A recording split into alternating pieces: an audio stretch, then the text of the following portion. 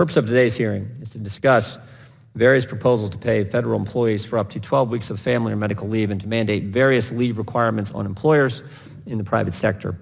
At the outset, I would like to note that the best way to help both employers and employees throughout the country is to pursue policies that promote economic growth and job creation. Since President Trump's inauguration, his administration and Republicans in Congress have pursued policies to do exactly that.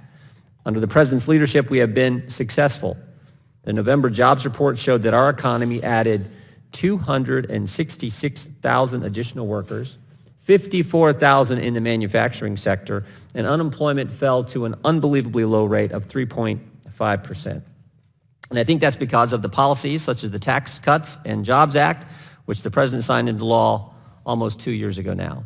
Because of our growing economy, companies are competing for workers and voluntarily expanding benefits for their employees. In our home state of Ohio, for example, Conger Construction Group from Lebanon was able to double the number of its employees, offer bigger bonuses to its employees, give more paid time off to its employees, and offer better health care benefits because of the Tax Cuts and Jobs Act, not because of any mandate from the federal government.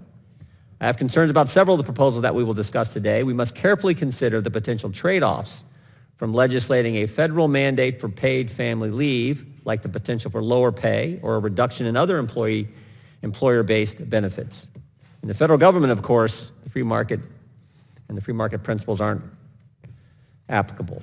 It is therefore up to Congress to decide whether to expand federal employees' paid leave policy. Federal employees on average receive annual salaries around $90,000. Federal employees' total compensation, including benefits, can be valued as much as $125,000. Research shows that federal employees are paid more than comparable workers in the private sector. But before settling on a proposal that would take tax dollars from union workers in Ohio to pay for leave for already well-paid attorneys at the EPA or the Department of Labor, the committee and the Congress should do some serious fact-finding. It is incumbent upon us to study the relevant information. Is paid family leave necessary?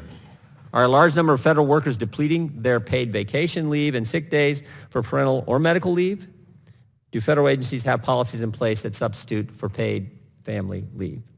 Paid family leave is certainly a well-intentioned policy, but we have an obligation as policymakers to thoughtfully consider the proposals, the need for the proposals, and their potential consequences. I'm grateful for the witnesses for testifying before us today.